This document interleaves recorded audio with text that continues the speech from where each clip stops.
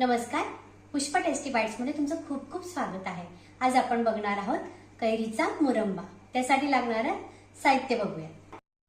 मुरंब्यासाठी मी कैरीचा अर्धा किलो किस घेतलेला आहे आणि 400 ग्राम साखर आहे। 500 ग्राम कैरी आहे, 400 ग्राम साखर घेते आहे। तुम्ही 500 ग्रामही टाकू शकता। आता आपण हे झाकून रात्रभर ठेवून देऊया। आपण रात्री साखर आणि कैरीचा किस एकत्र करून ठेवलेला होता। साखर छान वितळलेली आहे। आता आपण हे दोघं शिजवून घेणार आहोत।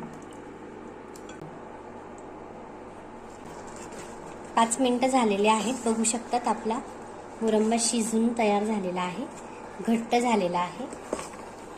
कैरी खूप आंबट असेल तर तुम्ही बरोबरीची साखर घेऊ शकता। कमी आंबट असेल तर 100 ग्राम कमी घेऊ शकता। आता मी यात वेलची पावडर